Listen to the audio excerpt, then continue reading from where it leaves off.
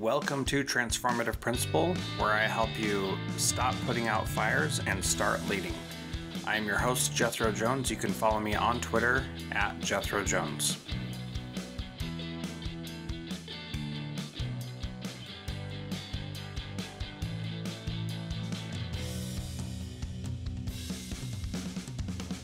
Welcome to Transformative Principle. I am so excited for our conversation today. This is part of the Summer of AI series on the B Podcast Network, and we're up to about 30 shows on the B Podcast Network. If you have not checked them out, then you definitely should. There is something for everybody there. And if there's not something for you, why don't you reach out and we can start a new podcast. That's what we do. So I would love to chat if you think we're missing something on there. The show I want to highlight today is called Morning Motivation for Educators. And if you go to morningmotivationedu.com, you will get a daily podcast that is just there to inspire you. I hope what you'll do with this is download it, share it with your teachers when they need a little pick-me-up. If it's appropriate, in fact, what's even better than sharing it with your teachers as a whole is sharing one individual episode with one person each day that is incredibly powerful that you think they need to hear. But enough about that. Let's go on to our show today. I have Micah Miner, who's a district administrator over instructional technology and social studies at Maywood Melrose Park Broadview School District 89 in Chicagoland, and maybe the longest district name that I've had on the show so far, even longer than the Fairbanks North Star Borough School District, where I was a principal. He is a contributing writer for the American Consortium for Equity in Education, which does a yearly awards list of people who are doing equitable things in their schools and districts. And Transformative Principle was a sponsor of that last year. And he's also a Times 10 Publications author of the book, Harnessing AI for Human-Centered Education. Micah, welcome to Transformative Principle. Thanks for being here. Thank you so much for having me, Jethro. It's a pleasure. I love the conversations you've had. Oh, well, thank you. That means a lot to me. So what do you think people should get out of this conversation that you and I are having today? I think just a basic introduction to what AI literacy could look like at a school or district level and how that could impact teachers and students. Some goalposts, milestones for, some ideas for how to start it. And then in addition to that, some conversations of what and how you could use these tools as part of students in their instruction. Those are the two areas I'd like to highlight. Yeah, very good. I like the idea of being professionally humble. When you say that, that just makes my heart feel warm. And so I think there's a lot of power in that idea. Listen to the show, enjoy it, because you're going to learn something from that. And we're going to get to my interview with Micah here in just a moment. So Micah, tell us your perspective on what you think AI literacy is and needs to be for where we're at right now, understanding that it's going to change in 2, 3, 5 years drastically from where it is now. Yeah, that's a really good question. I have about 5 things that I think should be a part of AI literacy. But like you said, generative AI is like only around one. I mean, we're looking at it multimodal, too. There's going to be a lot of different layers to this. But as of now, I think the first step in any kind of AI literacy is we have to demystify what AI is and how AI tools work. It's a little difficult considering, there's black box ways in which it actually calculates its responses, but we really need to start demystifying it and realizing that it is not magic. I remember the first time I explored this tool, but 10 months ago or whatever, like many of us, I was so upset that something could know something that I thought I knew better, that I was like fucking with it. And I was trying to figure out, I was doing really like niche history. I teach African-American history a lot. My wife's African-American. And so I was trying to find really specific details and I was like, man, it's really good. And then just that initial step as we interact with generative AI, it feels like magic and it's really not, right? It's a mimicking parrot, as many of us have said throughout the past 10 or 11 months as we've studied it. So we want to demystify it. And that's a K-12 conversation. There's a great way for us to even focus just on one day a year called the Day of AI that MIT has been, promoting for the past couple of years now. Reminds me of the early 2010s when we were doing like our code. Yeah. Um, Yeah. it was like everybody needs to learn how to code. So we definitely need to start creating steps to demystify it. Hey, For Micah, yeah, sorry to interrupt, but just real quick, I think that's really fascinating because we don't want to go down the path of everybody needs to learn to code because that's not actually the answer.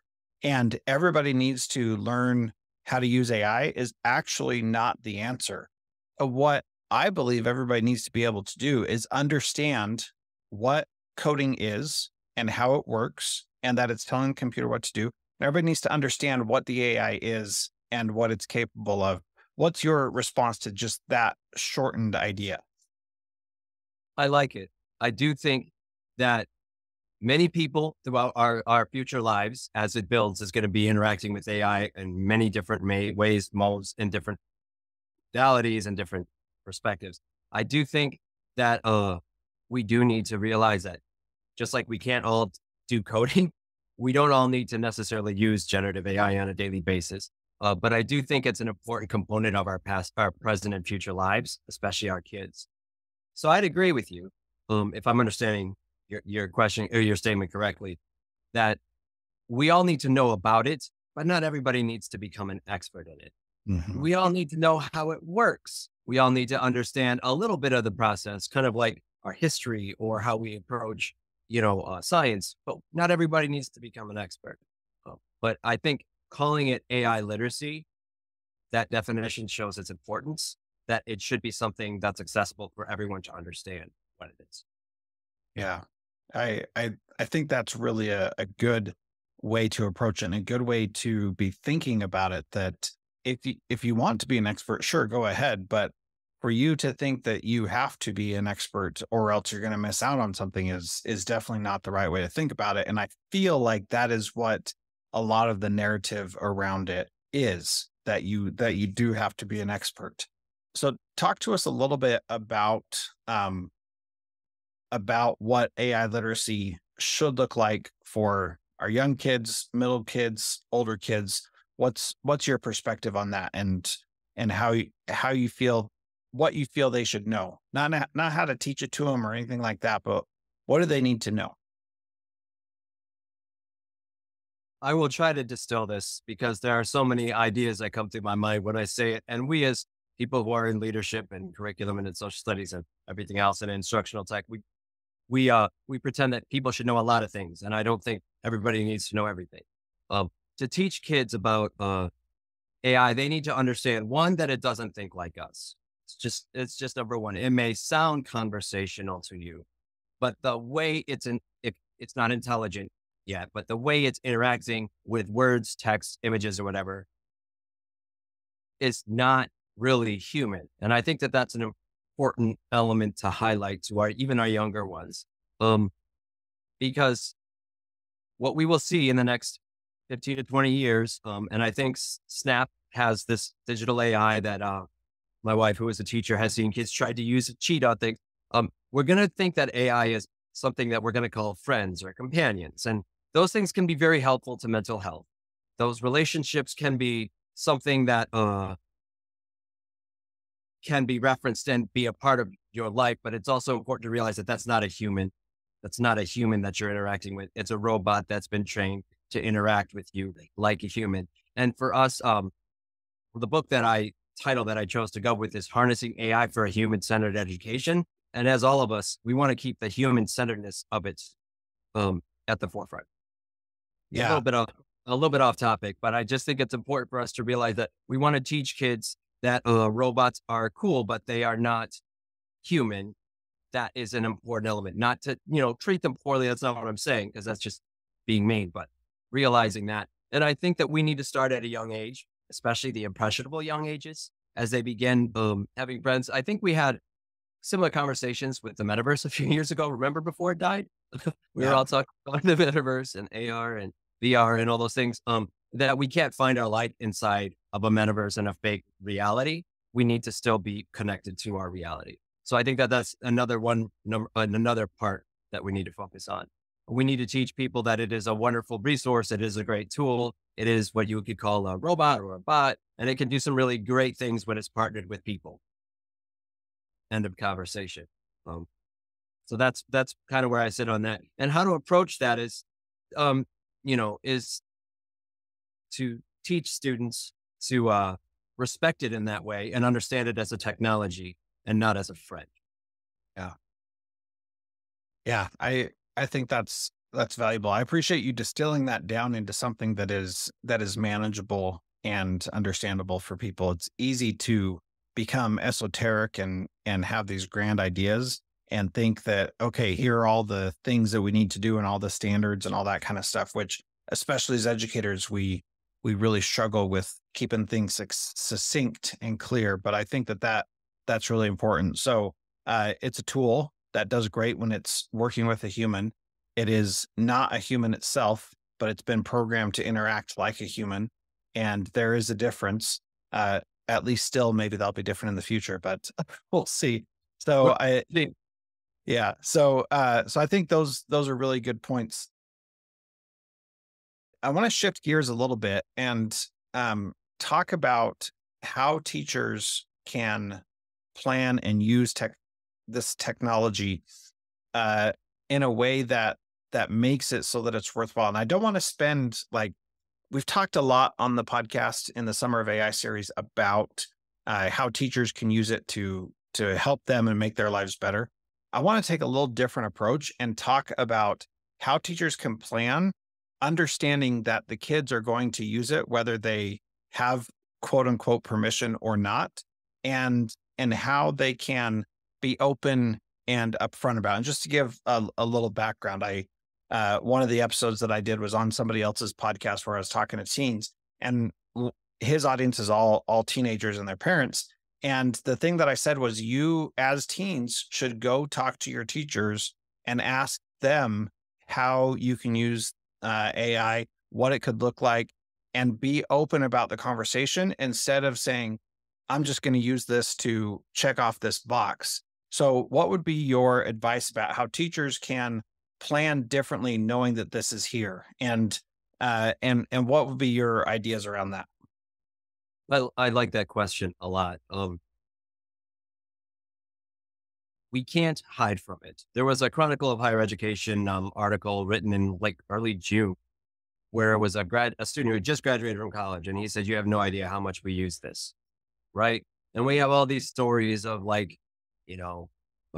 cheating and, a professor putting everything in ChatGPT, say, "Did you write this?" And they said, yes. That's a failed pedagogy. It's not reflective of the reality of our teens, especially when even with Snap, they're including or have an AI tool in there that can be used to answer quick, basic questions.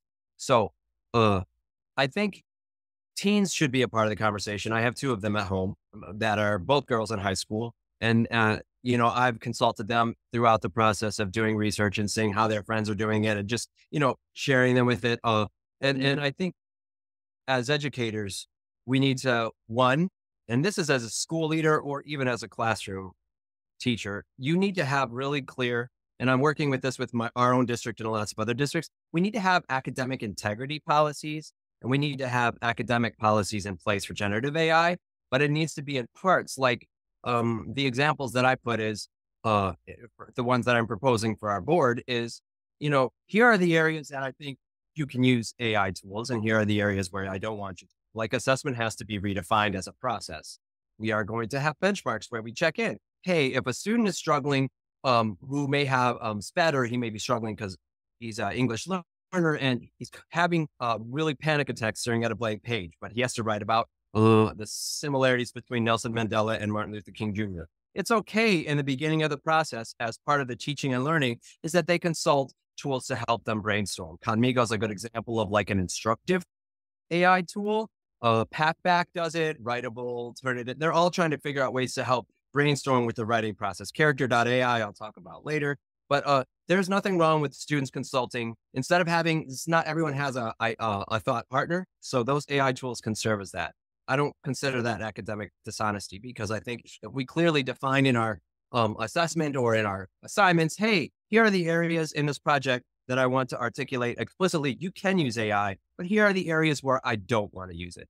That's the kind of protocols we need to start putting into place, Jethro, so that we can have teachers and school leaders and district leaders incorporate it thoughtfully as part of the learning process, but still not letting it rip off the learning process. Mm. And I think those conversations, we're not at a point where I would put it in any kind of curriculum map, but those conversations I think should be starting now on how we can map out ways to teach kids how to use it. And that's the first part of the question. We have to teach them how to use it. They're using it anyway. I have 3 terms I really like to share when I have this conversation is we need to learn how to teach and use it ethically. We need to model ethics so the kids understand what that means. We need to be transparent when we use it. And then we also need to make sure that it is not taking away from the learning process. So we have to make sure it's transparent. We want to make sure it's ethical. We want to make sure that it is not taking away from the learning process. I have this framework in the book called LEAP framework, which kind of goes through that process. It doesn't matter what you call it. The point is you need to have a process. The second element of this conversation is to make sure that we are modeling those things ourselves. I did curriculum mapping this summer, as I do every summer with my, we're transitioning to standard-based grading for some of my grade levels. And so I've used, it was in this case, it was ChatGPT 4.5 and Claude 2 as part of my standards categorization. And so my curriculum map says at the bottom, or my assessments alignment documents that I use said, this assessment alignment document was used in conjunction with AI as a part of the process. And I think that that's the kind of small things that we need to model in our classrooms, in our schools, or in our districts, so that kids start taking notes on what and where and how we're using it, in addition to the fact that they need to be taught how to use it well. A long conversation. We don't have to go further, but you're kind of getting my point on how we have to be and not just implied. We need to be thoughtful and critical on how and when and where. And it can't be something that's just random. Yes. Yeah. And this is the thing that's so hard is that teaching ethics is challenging, right? And how do you teach people to have values and live in alignment with their values and make good choices when we have such a hard time agreeing on so many things in our country? And this is an area where what one person may see as completely unethical use of it, somebody else will say, well, you're just living in this old paradigm where, you still think Wikipedia is something that students shouldn't be using. Now, I'm not saying that they should be using it for everything, but like you said in the beginning, why not go to Wikipedia and learn something about that topic and look at some resources and dive deeper into something? So how do you balance that aspect of it, that some of it is adults saying, no, we can't do this, but that's just really a cover for bad pedagogy to begin with? And how do you balance between those two? Does that question make sense at all? It's a great question. I just wish that if we were all benevolent dictators, we could just make it happen, right? Right. Unfortunately, I write a lot about social studies education as well for ASAD and other places, Illinois ASCD. And so we're so divided even in my state of Illinois, which is a relatively blue state. I talked about this on another podcast, I think about 3 weeks ago, where we talked about how the polarization has gotten to a point where we just can't get along. And the only answer I can have is I'm working with some wonderful leaders in my region and in my state, who all of us kind of came together and have been working on a few things, and we know kind of each other through some of the events and conferences we've attended. And we kind of loosely organize this kind of like peer group that can help us. And one's from downstate, one's from the central part of the state. It's more rural. And then there's us. And I have people that I can like email, hey, what do you think about this? And I think that that's the kind of, as professionals in education, we need to lean on our networks that we already have, even if those networks have different political views than my own, to be able to kind of come up with some versions of consensus. My very, I would say, liberal version of how we should be explicit in our AI or where to use AI our teaching may not vibe well with an AP teacher who's like, I've been teaching AP history, US history for 50 years, and I need to make sure that they do it the same way because that's how they get a 3 or a 4. Like, I think that it's important. They do have outdated pedagogy. And I think we need to be more professionally humble because the times Mhm. have changed so much. And we need to have local leadership, whether that be at the school or grade level. I was a department chair, principals, APs, superintendents, assistant soups, coordinators, little lowly people like me who just work on instruction and tech. It doesn't matter who. We need to have local policies that reflect our communities, while at the same time linking those local policies to the broader conversation of best practices.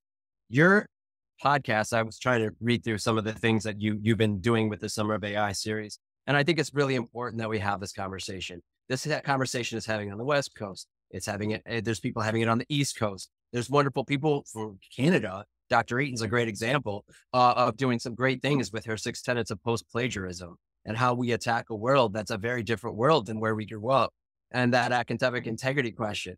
And I think over time we'll get there, Jethro, because I'm going to choose to be an optimist. But Mhm. local conversations are going to be important along with our regional.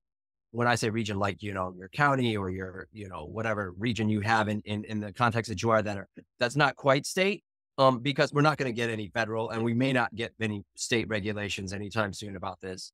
Um, you are, I'm sure you're aware of the U.S. Department of Education's AI 73-page document they released in last May, which was really, really helpful. And at least we can start there to start the conversation with our different polarization people and just say, hey, here's what we want to have a conversation about. And I think we'll get there, but it's so new and it changes so often. This is going to take 3 to 5 years. I just hope we have 3 to 5 years of Yeah. of having the conversation before it becomes something totally different. Um, Mhm. than what it is now with generative AI. Cause this is, like I said, this is only round one of a much larger change. I would say almost a fourth industrial revolution in a way of how potentially things could go when it comes to what teaching and learning and living looks like.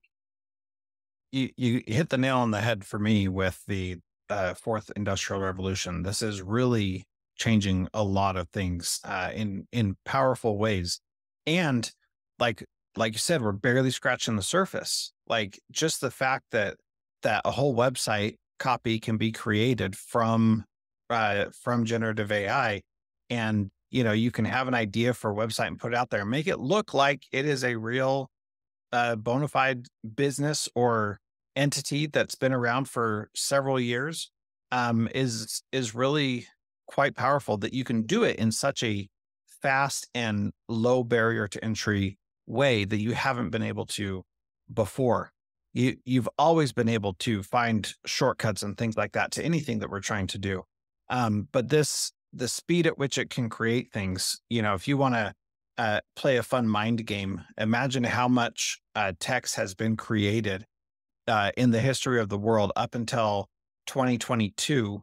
And then think about how much has been created since November of 2022 when OpenAI released ChatGPT, and how much text is now out there, especially with how verbose and long-winded these generative AI tools are, that it just goes on and on and on.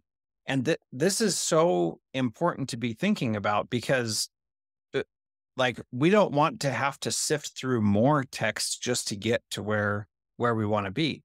The other thing that I appreciate about what you said is that we have to be focused on local policies and policies that reflect the community that we're living in. And if we're not starting there, then we're going to adopt things from other places with other values that will mean nothing and won't be followed anyway. And so as people are want to do, my favorite story is someone who wrote me and said, "Hey, will you help me learn how to use ChatGPT to make a policy about not my students not using ChatGPT?"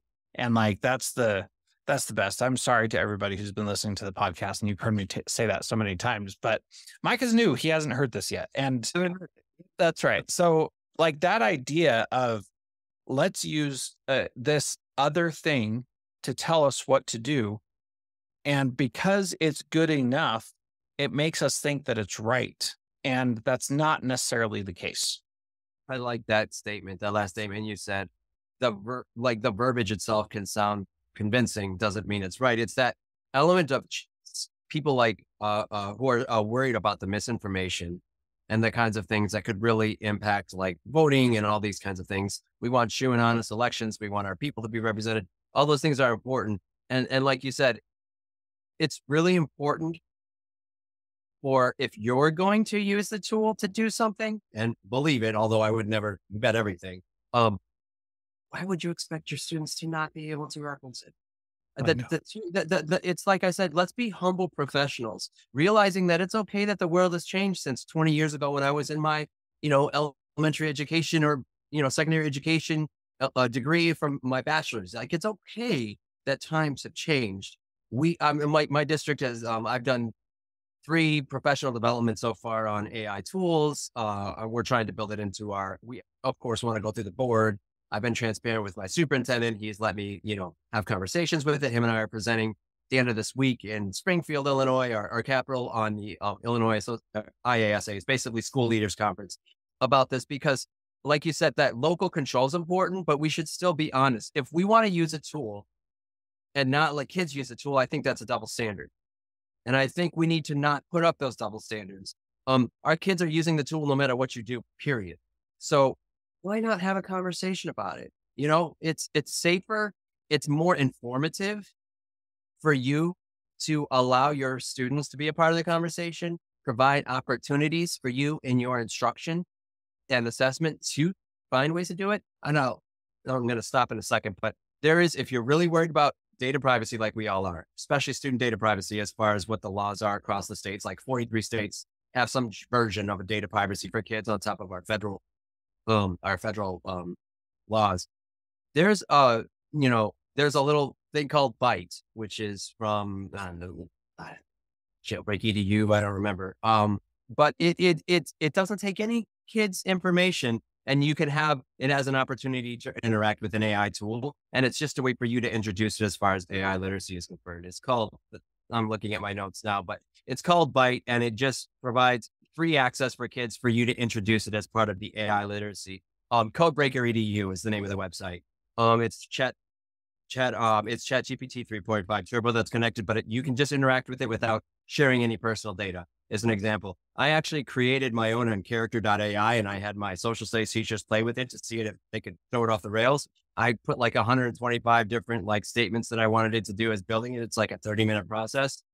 You can teach those for chatbots. You can teach basic digital AI literacy using things like that, but don't use it for content. Okay. You want to use it as a way to demonstrate what chat GPT or any other AI tools, generative AI tools you want. Bing is another example. Bard's got an awesome, new update this past week that has been very helpful because it connects to your drive. So these are the kinds of things we want to teach our kids in very simple ways that protect student data privacy so that it's not violating anything, but still giving them the opportunity to interact with it to see what it does. At the very minimum, please do that. Yeah. And you mentioned being able to connect with the files and documents and stuff that we already have. That is incredibly powerful. I've taken notes in a tool called, just plain text notes for well over a decade. And so I have thousands and thousands of notes on meetings and podcast interviews and all this kind of stuff that I've been using for literally years. And I've been able to use a plugin that goes out to ChatGPT and looks up, the relationship between my notes and can surface things that I had totally forgotten that I had written that are connected to something that I'm doing today, which is an incredibly powerful thing that is just mind blowing how cool that is. And very helpful for me as someone who's constantly creating stuff. I mean, this is episode like 570 or something of this podcast. And to go through all of that when I transcribed all of the text from this, I believe it was around 2 million words of conversation and that was 150 episodes ago. So it's just crazy how much content there is. And for someone like me who's constantly creating, that can be really valuable because I can easily forget what is there and what is beneficial and also what's not beneficial. So yeah, this has been a great conversation, Micah. I appreciate your time. I appreciate you sharing your wisdom with us. How would you like people to connect with you if they want to chat more? LinkedIn is my favorite place to be when it comes to just having any kind of questions or conversations. ISTE, I'm part of their ISTE community leaders. That's another place. I'm just getting into that. But LinkedIn's my favorite. And Jethro, it's so important that you and others keep having conversations about it because every little thing helps every one of us build our own capacity. So thank you for Yeah. having me. Oh, thank you so much. And there is a link to Micah's LinkedIn here in the show notes at Transformative Principal. So make sure that you go check that out. Thank you so much for being here. Great conversation. And again, we barely scratched the surface, but thank you.